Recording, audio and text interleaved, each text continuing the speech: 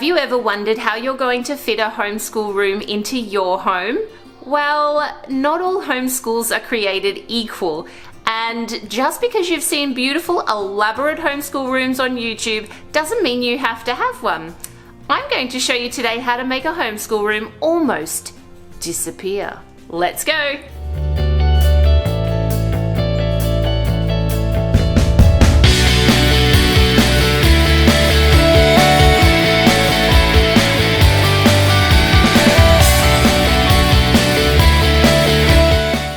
Actually standing in my kitchen at the moment, and I'm going to show you my sort of homeschool hub, so to speak.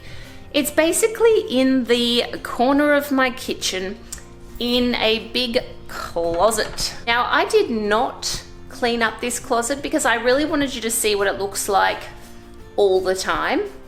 And usually at the start of each term we do a little bit of a clean out, so that's probably going to happen very soon. I hope. So let's go inside and have a look.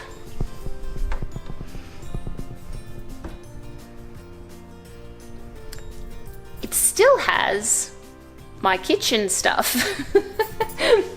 So it's a little bit of a catch-all on the top two layers, but the bottom two are dedicated to my homeschool equipment. Now, just to give you a little bit of a tour, on the top here we have some extra texters, have some of our supplies, have a chemistry set that we've done a few things in but we're still working through. We have some of our resources. Down below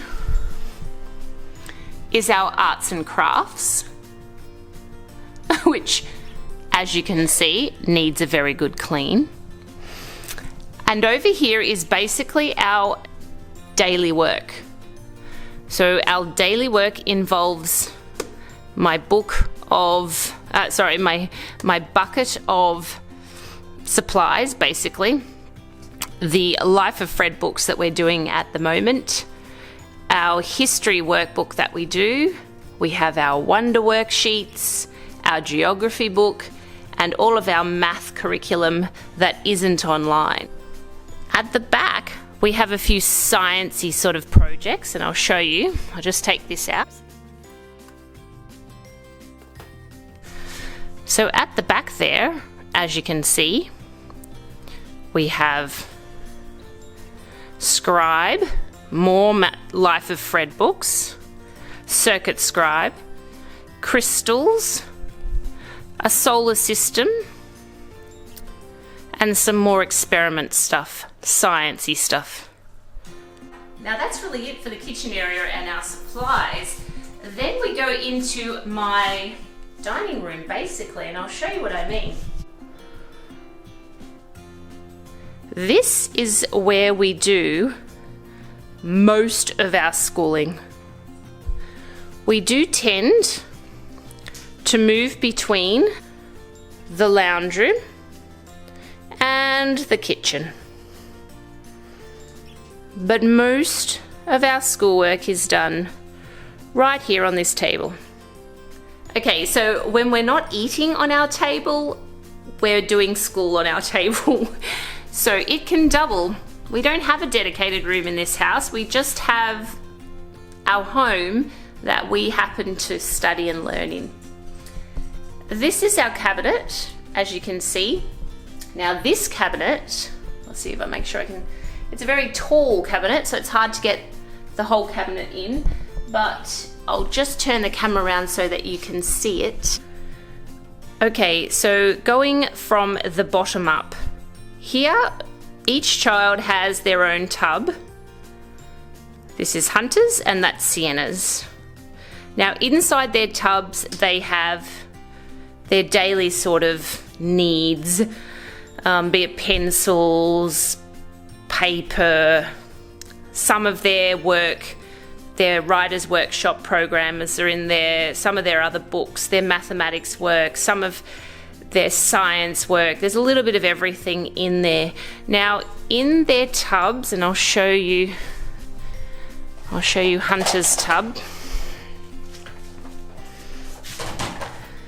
Some of the things they have, your normal sort of supplies, but then you'll notice that there are a couple of other items that maybe someone says, what is that?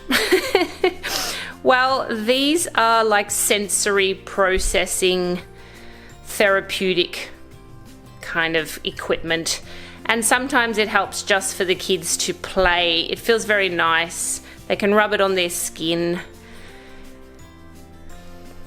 We also have some fidget toys just in case they want to fidget as they are concentrating.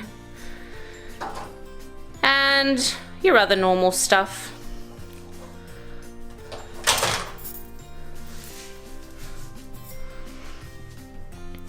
So they have their tubs, they have their workbooks in the tubs, and what they do is they just take out the tubs or whatever they're working on at the time out, and they pop it up on the kitchen table and they can start working on it straight away each day.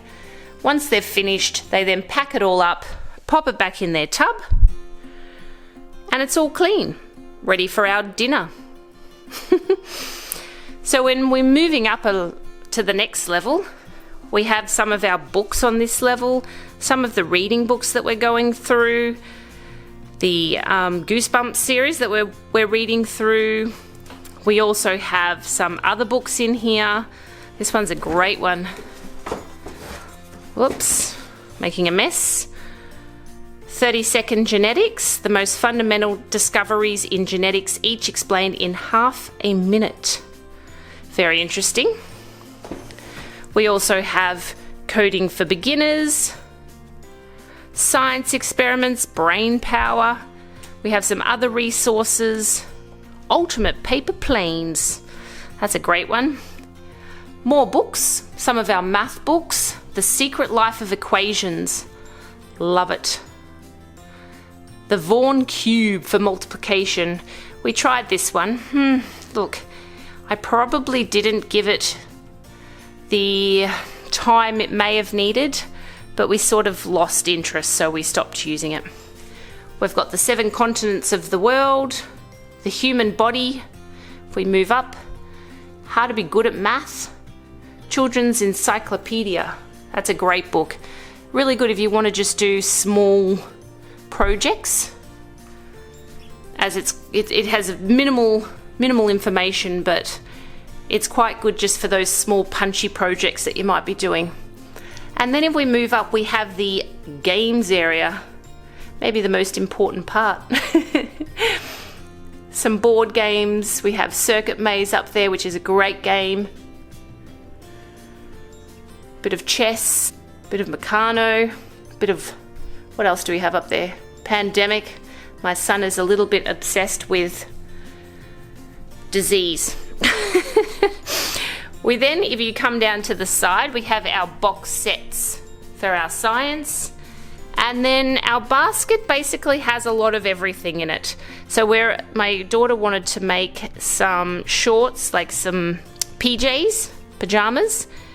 We've got some books in there. I keep their National Geographic magazines. We actually have a subscription. We get the children's or the kids' National Geographic sent every month. Great resource. I love this resource. Now, behind my little cabinet, as you can see right there, is all my posters. There's a poster of Australia, there's a poster of the world, there's the periodic table poster, we have the days and the months, we have, what else? We've got so many down here. We have the solar system down there. What else? Times tables, division. There's a lot of posters down there. Now what we do, and this is a clever idea if you don't have a lot of room, is I will show you. If we have a poster like this one, maybe not that one, I'll show you another one. I'll show you this one.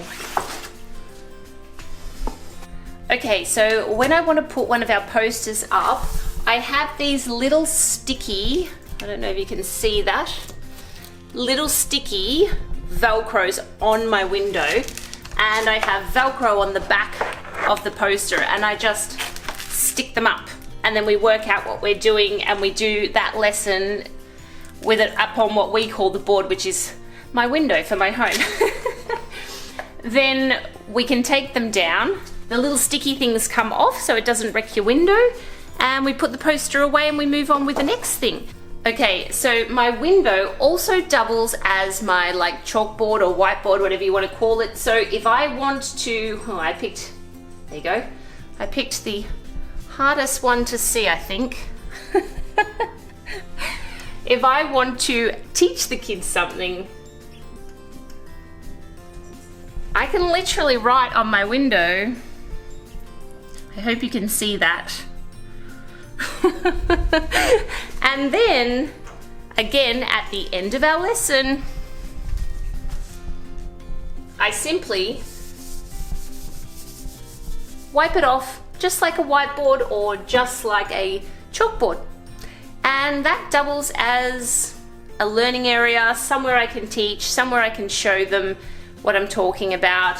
They can get up and write on it, which they love to do, and they love to use these little rubber eraser, whatever you want to call those things. So that's how we utilize our windows. And like I said, once we're finished with them, we can just pull them off. Easy to do, they're just stuck on. Easy to clean the windows as well. And that's basically how we use our windows. So that's basically it. We have our supply cupboard in the back there. We only use two rows. We have our bookcase that we put in all our books and our games on the top, and we pull them out and we put them back in most days. Now, if we're going to do, look, to be realistic, if we're not going to eat at the table that particular night because we're doing something else or we've got a lot of extracurricular activities we're going out for, we may leave stuff out for the next day, especially if we're in the middle of something, but I'm not too worried about that. We start again the next day and then we put it away after that. So we're pretty cash here. We don't have a set room. I could change one of the rooms around and make it into a homeschool room, but I didn't.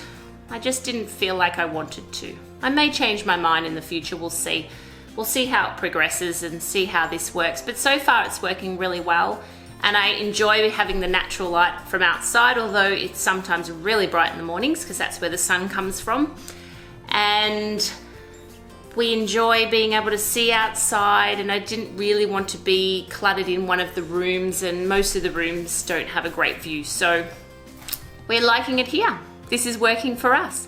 So I just wanted to show you that you do not need a big room for homeschooling. You can do your homeschooling with just a cupboard and the outdoors or a dining table.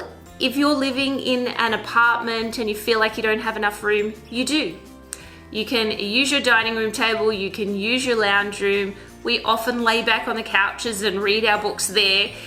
There's no right or wrong way of doing it. You might have plenty of room and be able to have a great, dedicated, light-filled room with lots of resources, or you can do just as good a job with a very small cupboard of supplies and the big wild world out there and just enjoy the learning process.